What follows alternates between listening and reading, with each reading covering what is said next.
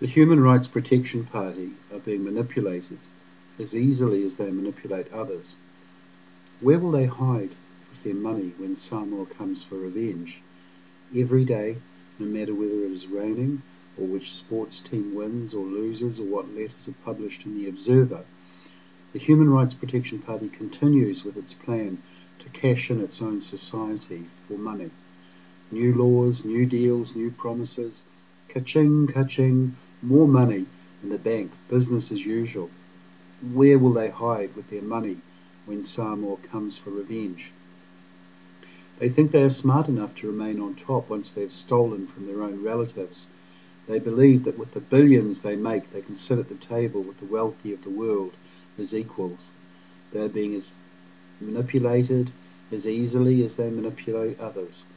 When they have led their people to the slaughterhouse, they too will be kicked to the curb.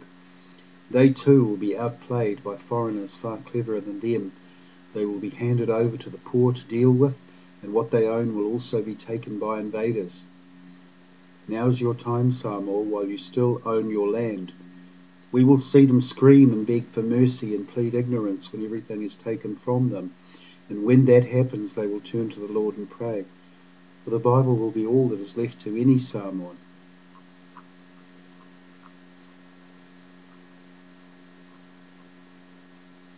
In 2004, I was working for the Samoan government, and I uncovered a political scandal that was evolving.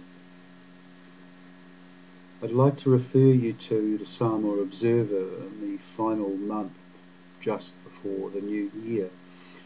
On the front page of the Samoa Observer, the head of state appeared as Man of the Year.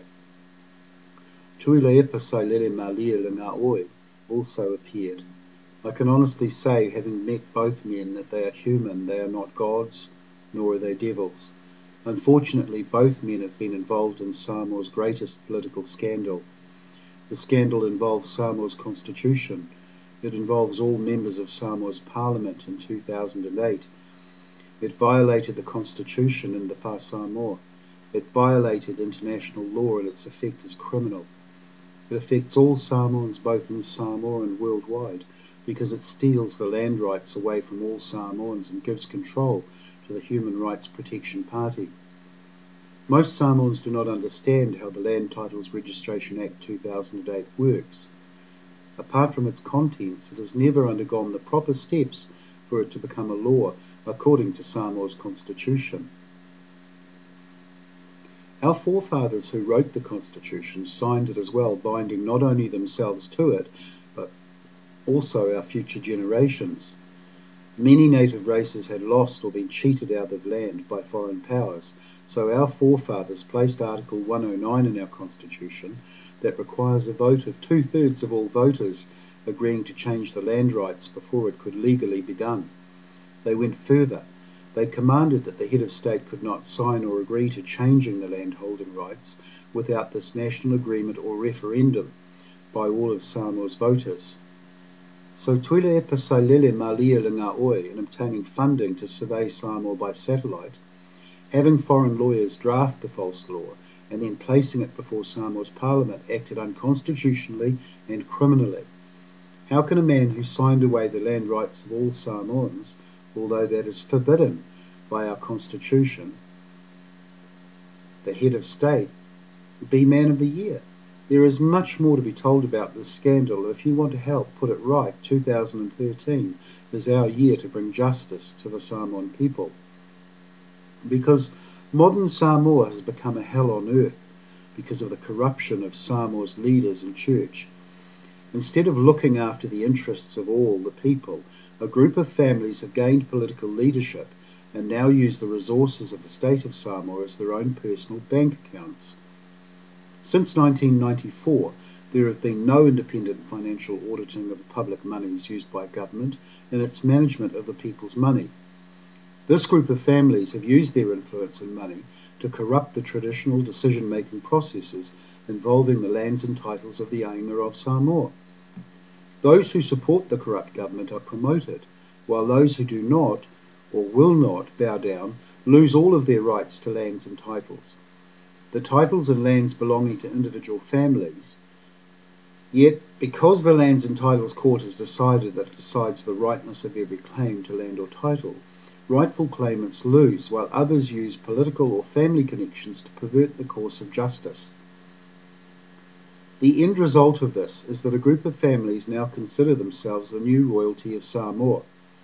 In order to preserve their power, the political process is perverted. No candidates can run for political office unless they receive a certificate of service to an electorate by a committee, which is paid a weekly wage by the current government. This means that the ruling party, the Human Rights Protection Party, chooses all political candidates, even its opposition and its opposition leaders. The present government intends to keep power permanently.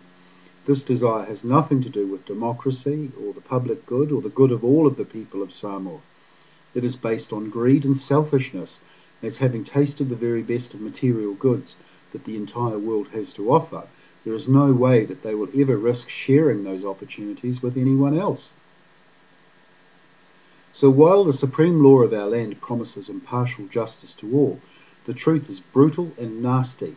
All other families are denied their opportunities to share in the political leadership. The education system and the health system are substandard and disgraceful, yet the leaders don't care, as they and their children have a private medical scheme and can travel the world, if need be, to see foreign doctors. Only the best for a few. For the majority of Samoa, they must bow down or lose all of their opportunities. The church in Samoa is so holy, nobody can ask the question, why does God need money? The church leaders are proud to live like kings and enjoy the best of food, housing, education and travel. What has any of this to do with Christianity? Are they God? Are they more important than other Samoans? Families go without food so that the church leaders can become fat like pigs. The church and the ruling political party are best friends. They look after each other. They believe they are better than the people of Samoa. It is time we taught these parasites that leadership is about sacrifice and loving all of the people, and worrying over the smallest child, old men and women, and those in need. Propaganda means lying to the people. The HRPP have borrowed so much money from around the world, but where has it gone? Remember, they put their own families in all the top positions. They must keep the money in the family. They have made Samoa into a country which will do anything for money. Foreign money is more important to the Human Rights Protection Party than the welfare of the people of Samoa.